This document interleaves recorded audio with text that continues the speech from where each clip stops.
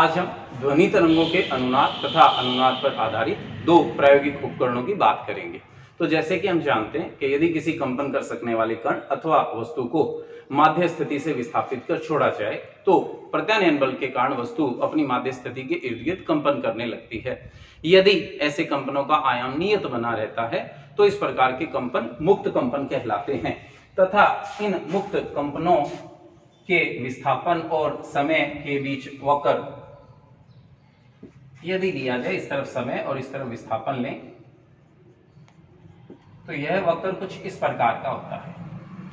ये मुक्त कंपन है जिनका आयाम नियत बना रहता है, आयाम नियत है। परंतु यदि किसी प्रकार से ऊर्जा में क्षय हो रहा हो, जैसे कि घर्षण की वजह से या वायु के विरोधी बल की वजह से, तो ऊर्जा के क्षय की वजह से ऐसे दोलनों का आयाम नियत नहीं बना रहता, बल्कि समय के साथ धीरे धीरे आयाम का मान कम होने लगता है तथा विस्थापन और समय के मध्य वक्र कुछ इस प्रकार से प्राप्त होगा।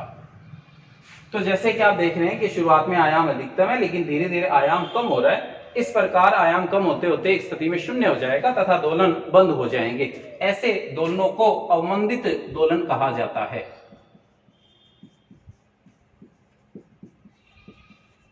यदि किसी प्रक्रिया द्वारा वस्तु अथवा कण जो कंपन कर रहा है उसमें होने वाली ऊर्जा क्षय की बाहर से पूर्ति की जाए, अर्थात बाहर से ऊर्जा प्रदान की जाए, तो ऐसे अवमंदित होने वाले दोलनों के अवमंदन को दूर कर दोलनों का आयाम नियत बनाया रखा जा सकता है। इस प्रकार यदि बाहर से ऊर्जा देकर किसी कण या वस्तु को कंपन करने के लिए बाध्य किया जाए, उसके दोलनों का आयाम नियत रखा जाए, तो ऐसे दोलनों को पोषित दोलन कहते हैं। अतः पोषित दोलन की स्थिति में एक दोलन करने वाली वस्तु होगी तथा दूसरी उसे दोलन करवाने वाली कोई वजह या कारक होगा। यदि दोलन करने वाली वस्तु तथा दोलन करवाने वाले कारक की आवृत्ति का मान समान हो तो ऐसी स्थिति में ऊर्जा का स्थानांतरण अधिकतम होता है तथा आयाम का मान अधिकतम प्राप्त होता है। इस अवस्था को अनुनाद कहते हैं। अतः अनुनाद किसी वस्तु के कंपन की वह अवस्था है जिसमें किसी वस्तु की स्वाभाविक आवृत्ति जिससे वो यानी दोलन कर सकती है तथा उसे करवाने वाली आवृत्ति परस्पर मिलान हो। ऐसी स्थिति में ऊर्जा का स्थानांतरण अधिकतम होने की वजह से दोलनों का आयाम भी अधिक होता है। इस अनुनाद पर आधारित प्रयोगशाला में दो उपकरण होते हैं, स्वरमापी और अनुनाद नली, जिनके बारे में हम अध्ययन करेंगे तथा इनके उपयोग के बारे में जानेंगे। सबसे पहले हम यदि बात करें स्वरमापी की, तो स्वरमापी लकड़ी का एक खोखला बक्सा होता है जिसकी सहायता से डोरी के कंपनों के नियम का सत्यापन किया जा सकता है अथवा किसी स्वरित्र की आवृत्ति का मान ज्ञात किया जा सकता है। स्वरमापी को समझने के लिए सबसे पहले हम स्वरमापी की बनावट समझें। तो स्वरमापी की बनावट कुछ इस प्रकार होती है।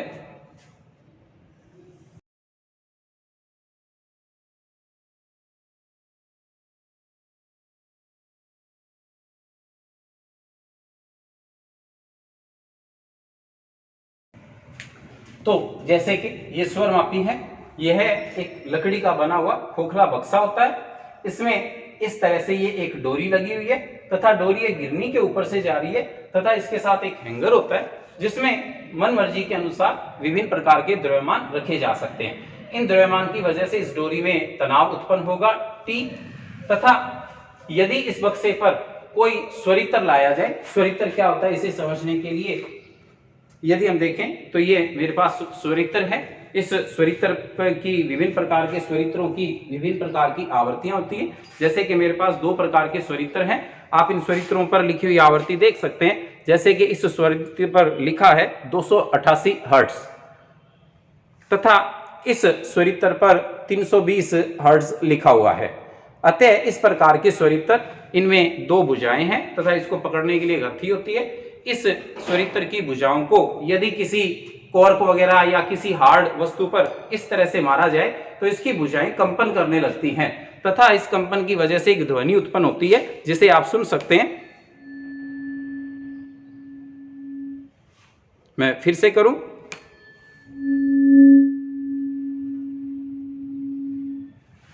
इस प्रकार के यदि किसी स्वरित्र को कंपित कराकर इस बक्से के ऊपर ऐसे रखा जाए तो इस बक्से में कंपन उत्पन्न होंगे तथा ये कंपन इस डोरी में उत्पन्न होंगे।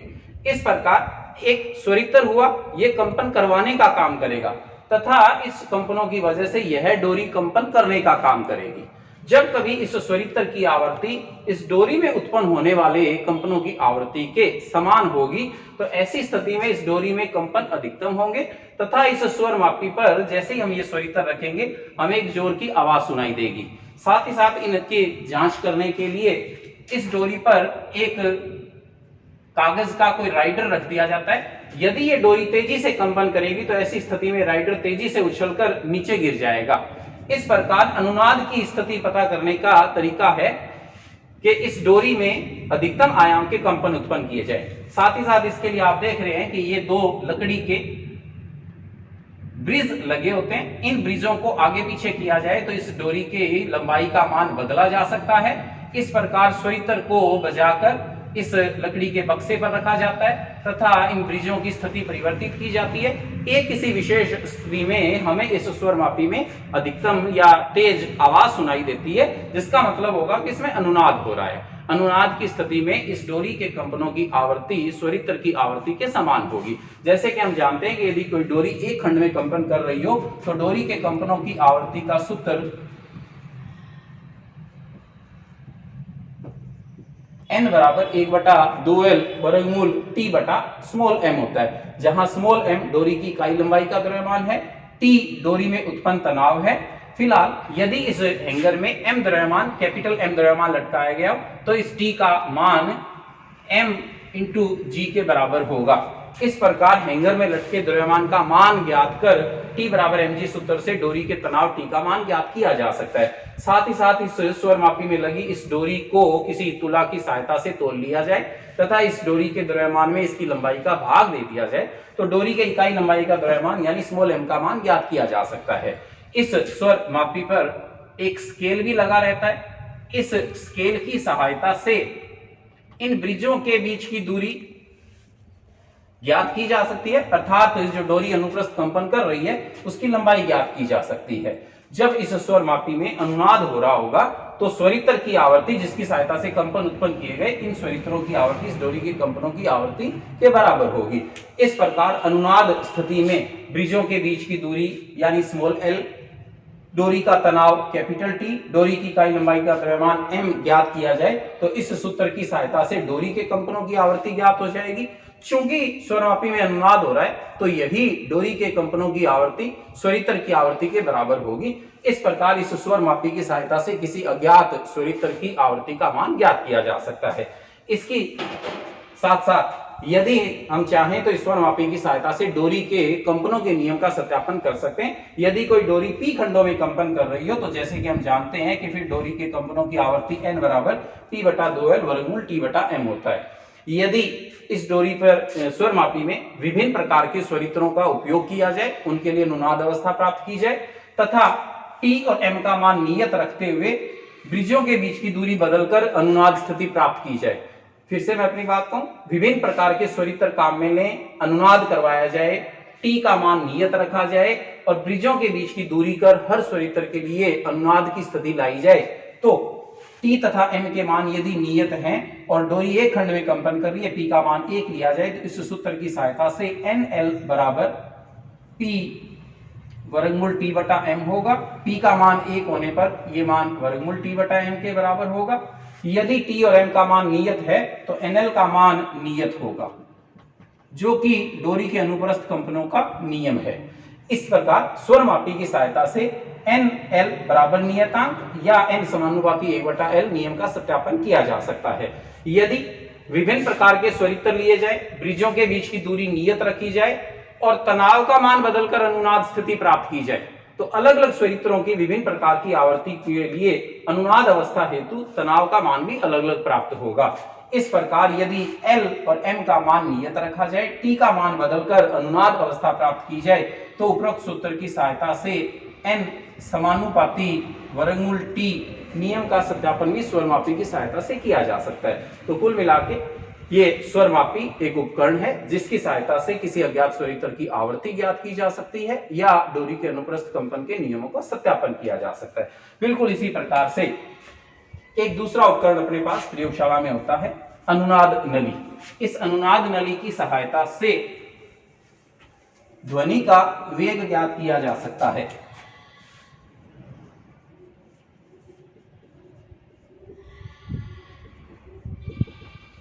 सबसे पहले हम इस अनुनाद नली की बनावट समझेंगे। अनुनाद नली की बनावट समझने के लिए मैं अनुनाद नली का चित्र बना रहा हूं।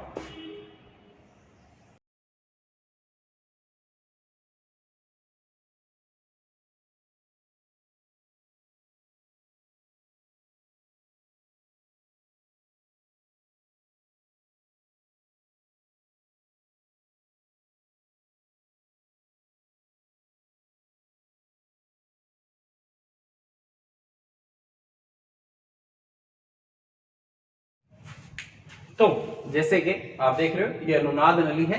इसमें ये लकड़ी का एक बोर्ड है। इस बोर्ड पर एक ये खड़ा लगा हुआ बोर्ड होता है। इस बोर्ड पर एक ये 5 या 6 सेंटीमीटर व्यास की धातु की अथवा कांच की बनी हुई नली लगी होती है। इस नली के साथ ये एक पतली कांच की पारदर्शी नली जुड़ी रहती है तथा इस पारदर्शी नली के पास ये एक मीटर स्केल लगा रहता है। इस स्केल की सहायता से इन नलियों में पानी भरा जाता है जिसका तल नापा जा सकता है। साथ ही साथ इस नली के साथ पाइप की सहायता से एक अन्य पात्र आर जुड़ा रहता है। सबसे पहले इस आर पात्र में जल डाला जाता है। जो जल इस पात्र की सहायता से होते हुए और इस प्रकार से इस मुख्य नली ए बी तथा सी डी में आ जाता है। पास्कल के नियम के अनुसार किसी स्थिति में इन तीनों नलियों में जल का द्रव अथवा जल के तल का जो स्तर होगा, जल की ऊंचाई होगी, उसका मान समान होगा तथा इस जल की ऊंचाई का मान इस मीटर स्केल की सहायता से नोट किया जा सकता है। साथ ही साथ इस पात्र को ये पात्र एक स्टैंड के ऊपर क्लैंप की सहायता से कसा रहता है। इस क्लैंप को ढीला कर इस पात्र को ऊपर नीचे किया जा सकता है। जितना इस पात्र को नीचे लाया जाएगा उतना इस नली ए बी के अंदर जल का स्तर भी नीचे आएगा तथा इसे ऊपर ले जाने पर जल का स्तर भी ऊपर हो जाएगा। सबसे पहले इस उपकरण को किसी एक स्थिति में रखकर और एक स्वरित्र लेकर इस स्वरित्र को किसी पैड की सहायता से इस प्रकार कंपित कराकर इस मुख्य नली ए बी के ऊपर लाया जाता है। इस वजह से इस स्वरित्र के कंपन करने के कारण इस नली में यहां तक जल भरा हुआ है तथा ऊपर वायु है। इस स्वरित्र के कंपन की वजह से इस वायु में संपीड़न विरलन उत्पन्न होंगे तथा संपीड़न विरलन की वजह से ध्वनि तरंग उत्पन्न होगी। परंतु जहां जल का स्तर होगा वह स्तर दृढ़ माध्यम का काम करेगा। इस प्रकार इस वायु में उत्पन्न अनुदैर्ध्य तरंगे इस जल के स्तर पर पहुंचेंगी तो इससे वापस परावर्तित होकर ऊपर आएंगी। इस प्रकार इस एबी नली में जल के ऊपर वाले वायु स्तंभ में अपरिगामी तरंग का निर्माण होगा। यदि इस पात्र आर को ऊपर नीचे किया जाए तो इस जल स्तर के मान भी कम ज्यादा किया जा सकता है, जिसकी सहायता से इसमें वायु स्तंभ की लंबाई का मान परिवर्तित होगा। तो जैसे कि हम जानते हैं कि इस प्रकार से यदि कोई बंद वायु स्तंभ हो तो इस बंद वायु स्तंभ में यदि एक निस्पंद तथा प्रस्पंद बन रहा हो तो ऐसी स्थिति में इस वायु स्तंभ में उत्पन्न आवर्ती n का मान v बटा लैम्डा प्राप्त होगा। यदि ये प्रस्पंद तथा ये निस्पंद है तो इस लैम्डा का मान या इस वायु स्तंभ की लंबाई l हो तो इस l का मान लैम्डा बटा 4 के बराबर होगा। l बराबर लैम्डा बटा 4 जिससे लैम्डा बराबर 4l प्राप्त होगा। अतः n बराबर v बटा 4l आता है।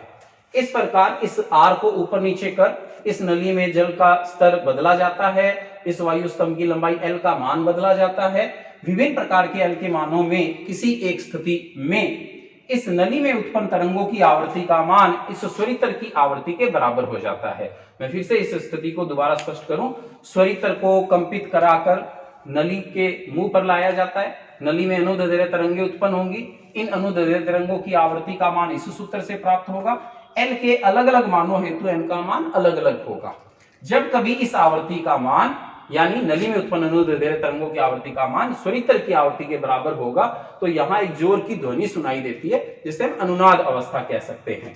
एक बार यदि अनुनाद अवस्था प्राप्त की जाती है तो उसमें स्थिति होगी जब एक निस्पंद और एक प्रस्पंद बन रहा है। अब यदि इस जल आर को नीचे की ओर ले जाया जाए जिसकी वजह से इसमें द्रव का स्तर नीचे जाएगा तथा फिर से एक ऐसी स्थिति आती है जब हमें फिर से अनुनाद की अवस्था प्राप्त होती है।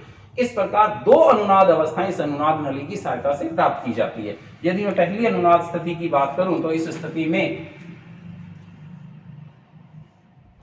ये नली AB है तथा इसमें माने कि यहां तक द्रव भरा हुआ है या जल भरा हुआ है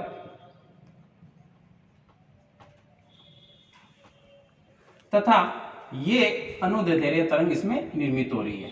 यहां ये निस्पंद बन रहा है, नोड बन रहा है तथा यहां प्रस्पंद बन रहा है। जो प्रस्पंद बनता है वो नली के मुख से थोड़ा सा ऊपर की ओर बनता है, क्योंकि जब ध्वनि तरंगे इस दृढ़ माध्यम से परावर्तित होकर ऊपर आती है तो बाहर खुली वायु है, अतः बाहर जब अनुकंपन करते हुए ऊपर की तरफ जाते हैं तो ये नली के बिल्कुल सिरे से परावर्तित न होकर थोड़ा सा ऊपर की तरफ जाकर फिर परावर्तित होते हैं। इस प्रकार प्रस्पंद बिल्कुल नली के मुख पर न बनकर नली के मुख से थोड़ा सा ऊपर बनता है। इस दूरी को अंतर संशोधन x कह दिया जाता है। यदि प्रथम बार अनुनाद हो रहा है स्वरित्र ले जाए जाने पर और ये x हो तथा इस नली में वायु स्तंभ की लंबाई l हो, तो इस निस्पंद और प्रस्पंद के बीच की दूरी यानी λ/4 का मान, या इस दूरी को मैं L1 कहूं, λ/4 का मान L1 + x के बराबर होगा। अब इस पात्र R को नीचे की ओर ले जाया जाता है। नीचे की ओर ले जाकर इस नली में जल का स्तर नीचे किया जाता है तथा इस प्रकार नीचे करते करते पुनः हमें एक स्थिति ऐसी प्राप्त होती है जब फिर से इस नली में जोर की आवाज यानी अनुनाद अवस्था होगी। यह स्थिति कुछ इस प्रकार की होगी।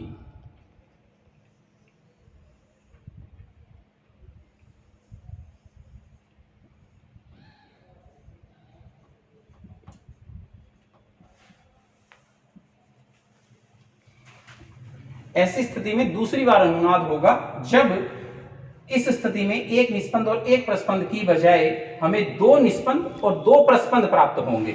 यदि इस स्थिति में नली में जल का स्तर या वायु स्तंभ की लंबाई L2 हो, अंत्य संशोधन का मान x हो, तो हम देख सकते हैं कि अब L2 + x का मान इस प्रस्पंद A तथा इस निस्पंद N के बीच की दूरी के बराबर होगा। परंतु जैसे कि हम जानते हैं दो निस्पंदों के बीच की दूरी λ/2 तथा निस्पंद प्रस्पंद के बीच की दूरी λ/4 होती है। अतः जहां इस दूरी का मान λ/4 था की बजाय अब इस दूरी का मान λ/4 + λ/4 + λ/4 यानी 3 λ/4 होगा। अतः इस R को नीचे ले जाए जाने पर, नली में पानी का स्तर नीचे करने पर यानी वायु स्तंभ की लंबाई में वृद्धि होने पर हमें फिर से एक अनुनाद की स्थिति प्राप्त होती है। इस नली में जोर की आवाज सुनाई देगी। इस अवस्था में यदि इस चित्र के अनुसार तरंग की तरंगदैर्ध्य लैम्डा हो तो 3 λ/4 का मान L2 + x के बराबर होगा।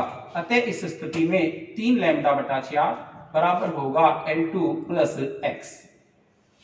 इन दोनों समीकरणों को यदि हल किया जाए, इसके लिए मैं समीकरण 2 में से समीकरण 1 घटाऊंगा। अतः समीकरण 2 से 1 घटाने पर,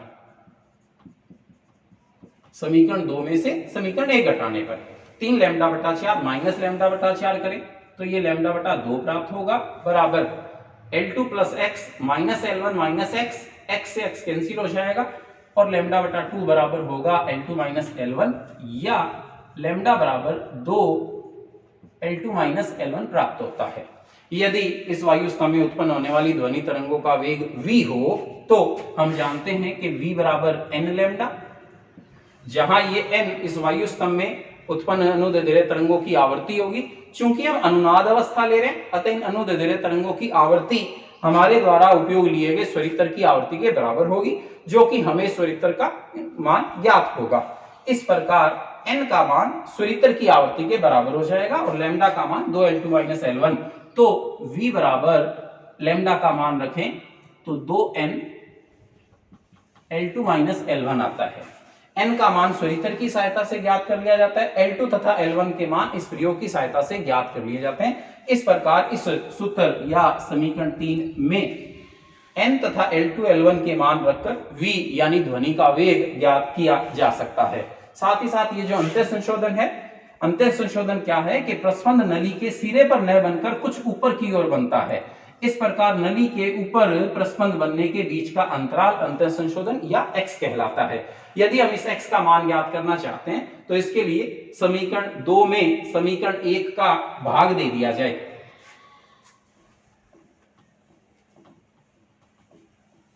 यदि समीकरण 2 में 1 का भाग दें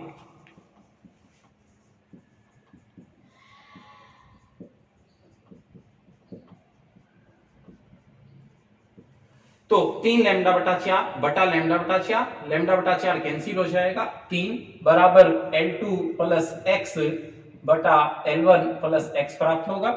वजन गुणा करने पर 3L1 प्लस 3x बराबर L2 प्लस एक्स होगा। यदि हम पक्षांतरण करें, x इस तरफ और 3L1 इधर लें, तो 3x माइनस एक्स 2x बराबर L2 माइनस 3L1, या x बराबर L2 माइनस 3L1 बटा 2। इस सूत्र की सहायता से इस अंतर संशोधन का मान ज्ञात किया जा सकता है। इस प्रकार इस अनुनाद नली की सहायता से ध्वनि तरंगों का वेग v ज्ञात किया जा सकता है, जिसका सूत्र हमें प्राप्त हुआ था v बराबर 2n L2 माइनस L1। फिर से मैं पूरी प्रक्रिया स्पष्ट करूं, अनुनाद नली है, एक 5 या 6 सेंटीमीटर व्यास की नली AB है, इसके साथ जुड़ी एक पतली कांच की नली पारदर्शी नली CD है, तथा एक पात्र R है जिसमें द्रव यानी जल भरा जाता है। इस R को ऊपर नीचे किया जा सकता है, जिसके अनुसार इस AB तथा नली CD के अंदर पानी का तल परिवर्तित होगा। प्रारंभ में ऐसी स्थिति प्राप्त की जाती है जिसमें एक निस्पंद और एक प्रस्पंद बने तथा स्वरितर की सहायता से इसमें तरंग उत्पन्न की जाए, अनुनाद हो। अनुनाद स्थिति में लैम्डा बटा 4 बराबर L1 प्लस एक्स होगा। फिर इस पात्र R को नीचे ले जाया जाता है, जल का स्तर नीचे लेकर इस नली के वायु स्तंभ की लंबाई बढ़ाई जाती है। फिर से किसी वायु स्तंभ की लंबाई L2 के लिए हमें फिर से अनुनाद अवस्था प्राप्त होगी। ऐसी स्थिति में इस चित्र के अनुसार L2 प्लस एक्स बराबर होगा लैम्डा बटा 2 प्लस लैम्डा बटा 4 यानी 3 लैम्डा बटा 4। इस प्रकार इस अनुनाद नली की सहायता से L2 L1 के मान नोट करें तथा स्वरितर की आवृत्ति का मान ज्ञात हो तो ध्वनि का वेग ज्ञात किया जा सकता है। साथ ही साथ इस सूत्र की सहायता से इस अंतर संशोधन का मान भी ज्ञात किया जा सकता है। अंतर संशोधन नली के मुख से वह ऊंचाई थी जहां पर प्रस्पंद का निर्माण हो रहा है।